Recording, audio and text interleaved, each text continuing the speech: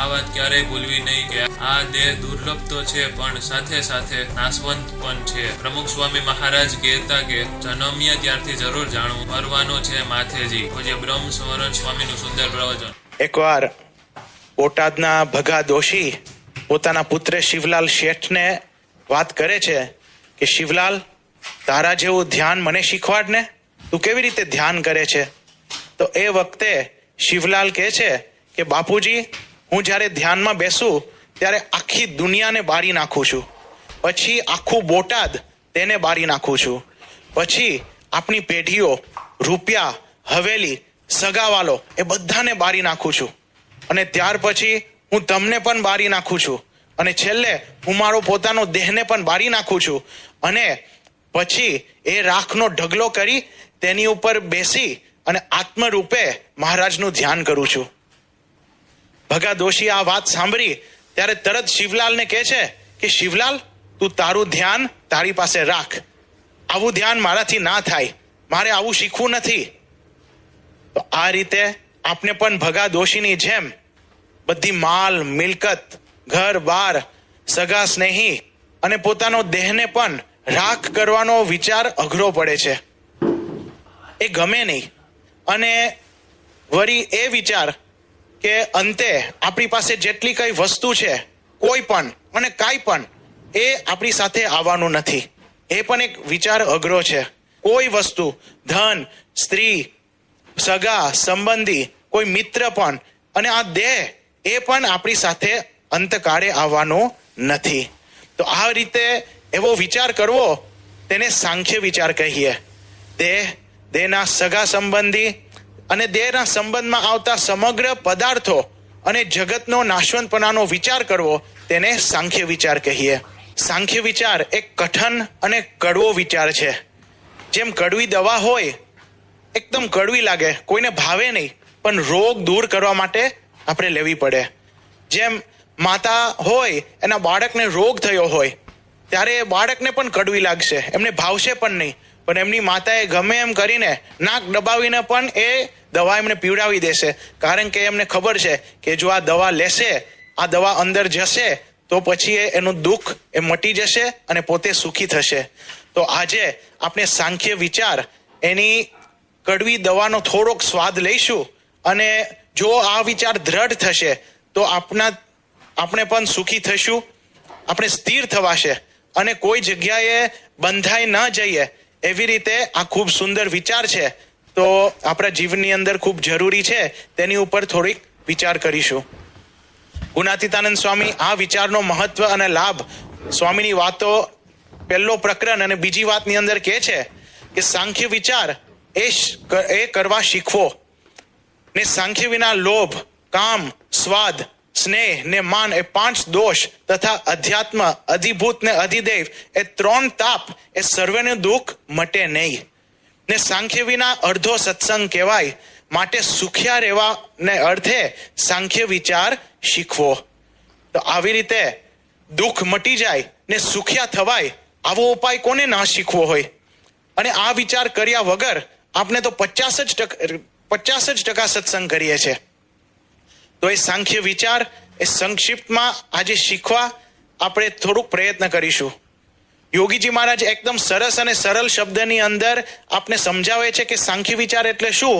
તો તેઓ કહેતા કે દેહ, લોક અને ભોગ તેને ખોટા સમજી લેવા.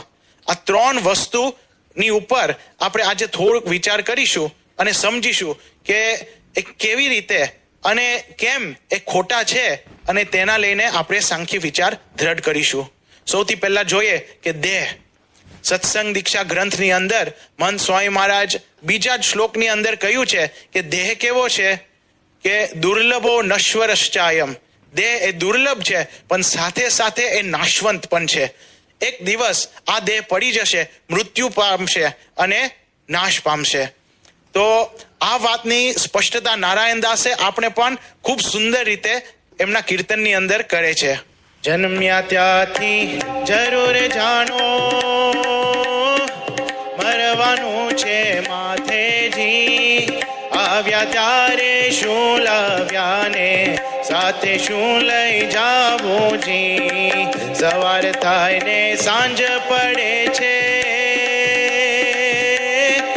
દિન ઉપર દિન જાય જી.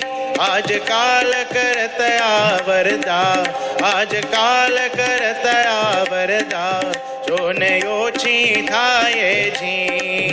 એક જન્મે ને એક મરે છે,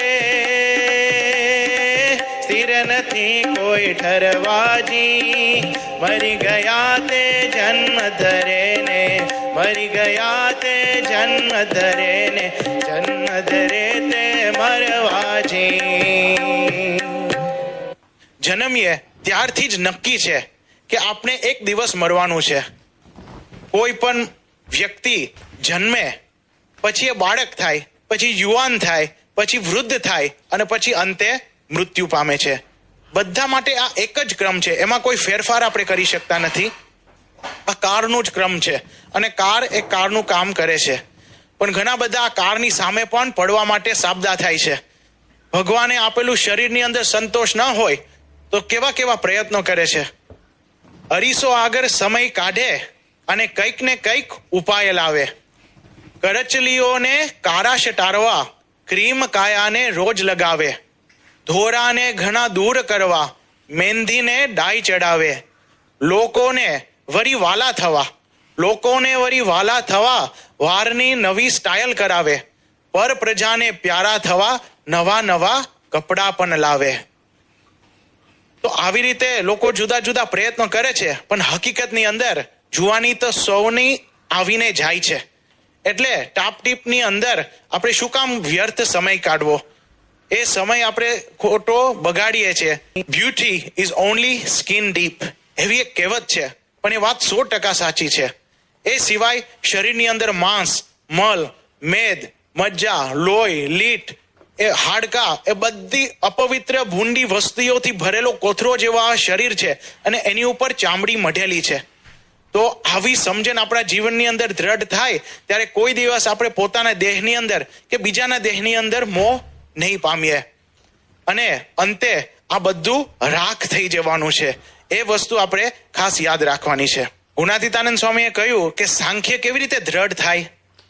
તો તેઓ બોલ્યા કે માણસ મરી જાય છે, ગરડો થાય છે તે જોવું. તો ભારતની અંદર વારાણસીની અંદર એક મણિકર્ણિકાર ઘાટ છે, જે જગ્યાએ 24 કલાક અગ્નિ સંસ્કાર થતો હોય છે અને ત્યાં બધા મૃતદેહ આવતા હોય છે. એટલા બધા આવે છે કે કોઈ દિવસ એ અગ્નિ ફરી પ્રગટાવી પડતી નથી. એની એ વિશેષતા છે. એક ચિત્તામાંથી એ અગ્નિ લઈ અને બીજા ચિત્તાને પ્રગટાવે છે. તો આવી રીતે આપણે પ્રલયની સામું જોવાનું છે. અને અત્યારે પણ આપણે જોવા જઈએ તો કેટલાક માણસો આ કોરોના વાયરસને લઈને અચાનક મૃત્યુ પામ્યા છે. તો એનો પણ વિચાર કરવો કે આપણે પણ એક દિવસ આપણે જવાનું છે.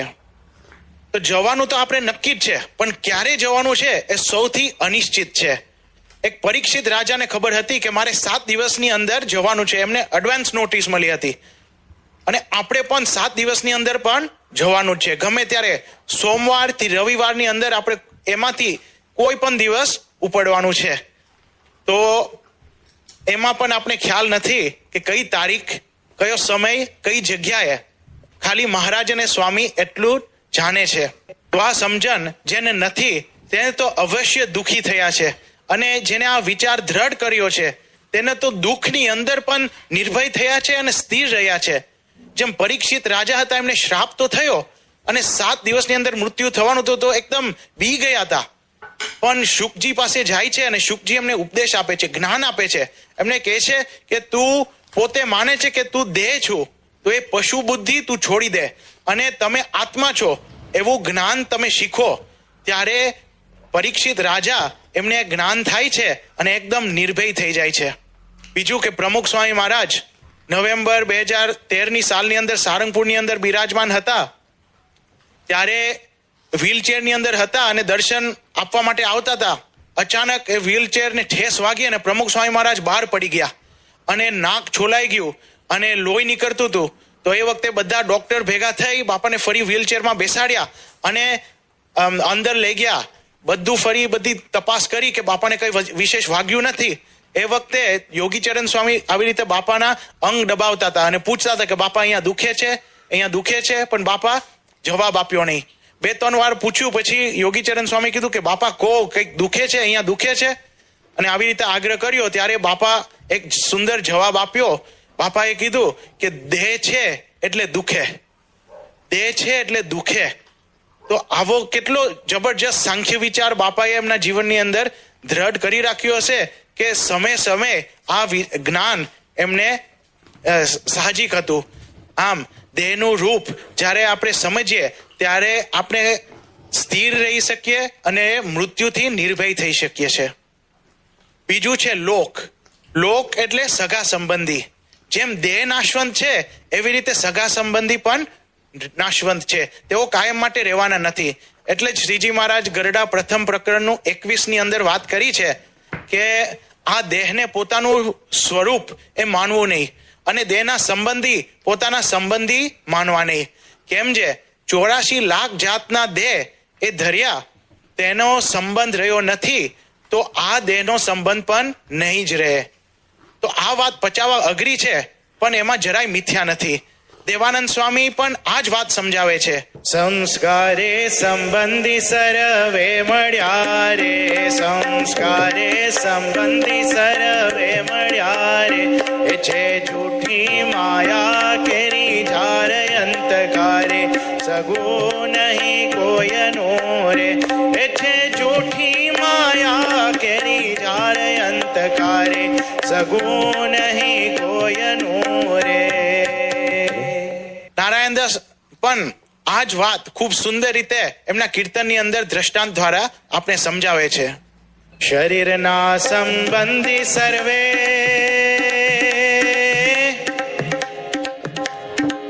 શરીરના સંબંધી સર્વે શરીર સાથે જાશે જી. ઋણ સંબંધે ભેગા થઈને, ઋણ સંબંધે ભેગા થઈને અંતે અળગા થાશે જી.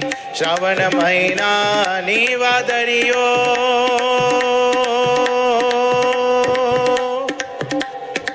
શ્રાવણ મહિનાની વાદળીઓ વાયુથી વેરાયે જી. એ પ્રમાણે સગા સહોદર, એ પ્રમાણે સગા સહોદર થાય ને વહી જાય જી. ચાકરના પાણી સરીખી કાયા માયા જૂઠી જી. વાલાને વિસારી જાવું, વાલાને વિસારી જાવું, એક પલકમાં ઉઠી જી, એક પલકમાં ઉઠી જી. આમ વાદળ અને ઝાકળની ઉપમા આપીને સમજાવ્યું કે સગા સંબંધી આપણી સાથે કાયમ રહેવાના નથી. જેમ ટ્રેનની મુસાફરી હોય એની અંદર બધા ચડતા હોય અને આપણે પણ એ કેબિનની અંદર બેઠા હોય, પણ જ્યારે એમનો સમય આવે, એમનો સ્ટોપ આવે ત્યારે એ ઉતરી જાય છે અને આપણો સ્ટોપ આવે ત્યારે આપણે પણ ઉતરી જઈએ છીએ. એવી આ વાત છે. બીજી નોંધવા જેવી એ વાત છે કે ગયા પછી પણ થોડા દિવસની અંદર બધા આપણે ભૂલી જવાના છે. તારી સાચી ખોટી વાણી રે રે વાણી આ દુનિયામાં હી. તારી સાચી ખોટી વાણી રે રે વાણી આ દુનિયામાં હી. તારા સગાવાલા, એ તારા સગાવાલા સૌએ રે થોડા ધીમા ભૂલી જશે. તારા સગાવાલા સૌએ રે થોડા ધીમા ભૂલી જશે.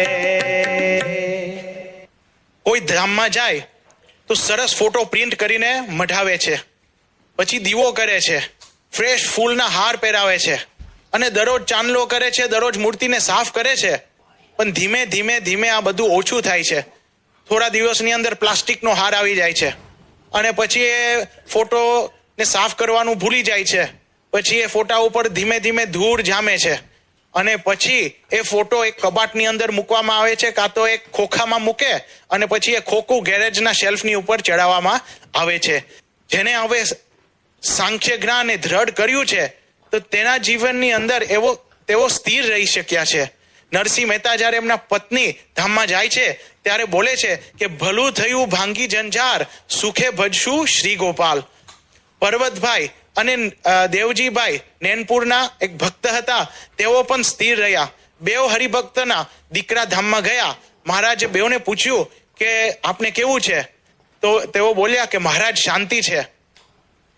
અને પછી કહે છે કે મહારાજ દીકરો ધામમાં ગયો છે અને તમારી પાસે પહોંચી ગયો છે એટલે અમને શાંતિ છે.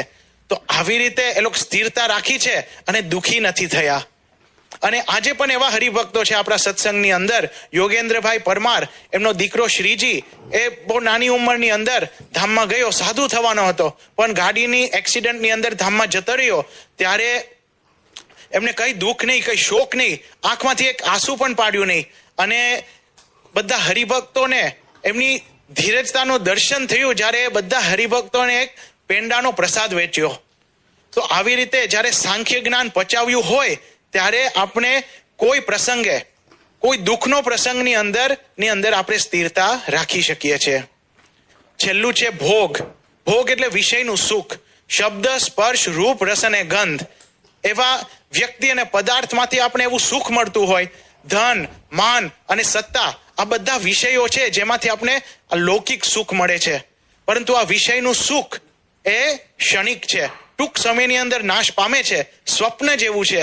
એટલે દેવાનંદ સ્વામી કહે છે, સુખ સપના જેવું છે સંસારનું રે, સુખ સપના જેવું છે સંસારનું રે, તેને જાતા ન લાગે વાર અંતકારે, સગું નહીં કોઈનું રે, તેને જાતા ન લાગે વાર અંતકારે, સગું નહીં કોઈનું રે.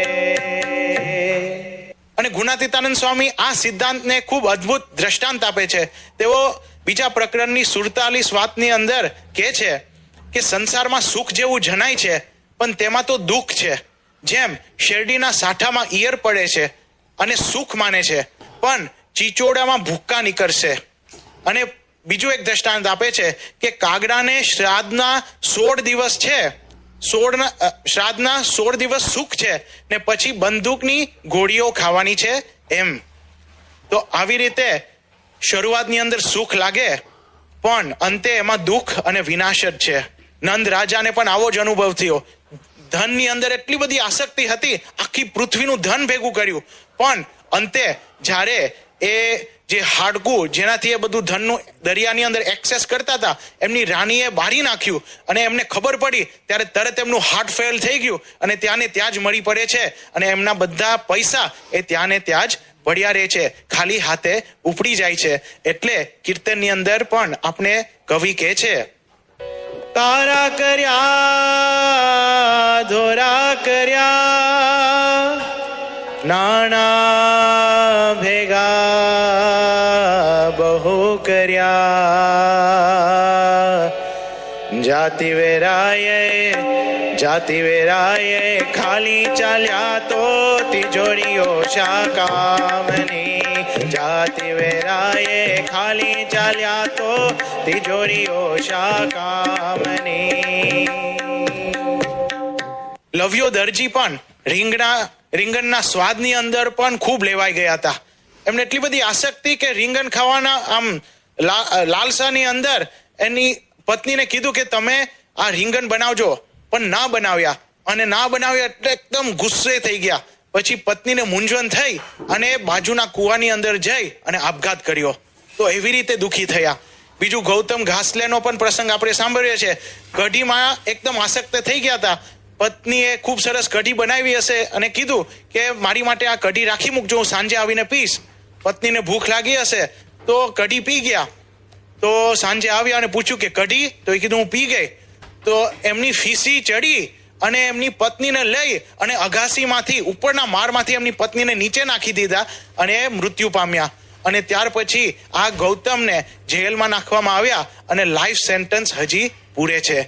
તો આવી રીતે લોકો કંઈક ને કંઈક વસ્તુની અંદર આસક્તિ પામે છે. શબ્દની સ્વાદની અંદર, તો પછી શબ્દ, સ્પર્શ, રૂપ, રસ અને ગંધ, આ બધા જુદા જુદા પ્રાણીઓ છે એની અંદર પણ એ લોકો આસક્ત થાય છે અને એના લઈને એનો દુઃખ અને વિનાશ થાય છે.